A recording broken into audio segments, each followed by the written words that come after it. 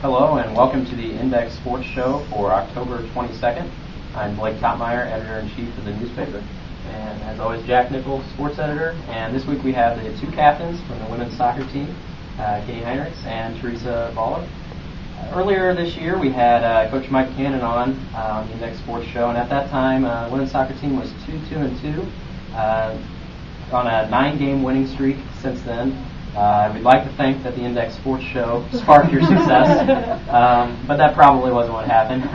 Monday picked up a win, that 11th win of the season, 3-0 against Northwest.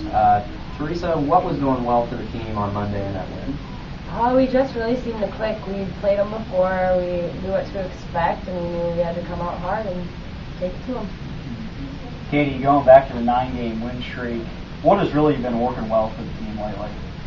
I think the biggest thing is we've been making the most of our scoring opportunities. We've been putting away the chances that we get and possessing the ball more than we did. You mentioned putting away those opportunities. Olivia Hayes leads the team with 11 goals this season as a freshman. Theresa, you played with Jessica Wigger for several seasons now. Jessica's out with an injury right now, but Jessica had a very similar freshman year to what Olivia's had. They scored several goals. Obviously, there's physical differences between Jessica and Olivia. Jessica about 5'11", Olivia about 5'4". But in the way they play offensively, is there anything similar that they do that allows them to have so much offensive success? Well, they're both very aggressive, which obviously helps moving forward. Their playing styles are not very similar at all, but they both get the job done, which is what we need. What is Olivia able to do, I guess, she doesn't have the size advantage. I guess, how does, from your spot in the defense, do you see anything that she's able to work her way through the opposing defense? She's very scrappy. She will go after everything and chase the ball down. She's very quick, and she's just able to collect the ball when we need her to. Theresa, during this 9-game win streak, the team has had 8 shutouts. Mm-hmm. You're a part of the defense, been a starter for a few years. What has been working on the defense? Well, we've been going back and forth between 3 defenders and 4, and no matter what we decide to play, we just try our best, and we're getting better at communicating because we have played with Kelsey Richters and Amy back there for a while, and Stasha has been a great addition to replace Kim Wolf, who we lost. So we're just clicking. How has the team been able to communicate with Jane in goal? Jane is a very effective communicator. She's constantly talking from the back, which helps us out a lot, and it's just really all about good communication in the back. And we seem to be doing better with that as the season goes on. Katie, Theresa mentioned switching between 4 defenders, 3 defenders. Does that change the way the team plays at all when you're in those different systems? I think it does.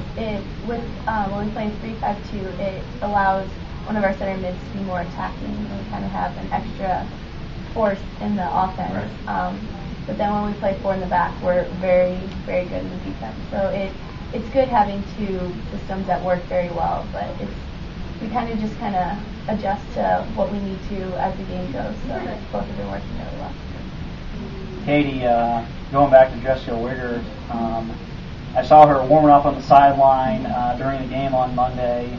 Can you give us an update on her status? I believe she's cleared to play as of this week, and she's been working really hard in the off season, or in her off time, right. And she's really excited. She seems like she'll be back to the old Jess that we know. So we can expect to see her this weekend then? I don't know about this weekend, but she's going to start practicing, so that's the first step. Okay. Theresa, obviously the team had a phenomenal season last year. You were part of that. Both were reaching the Elite Eight. Got off to a bit of a slow start this year, but now it seems like it's back to where you were last year. I guess, how hungry is the team to get back to that point where you were last year and maybe even go a step farther this year?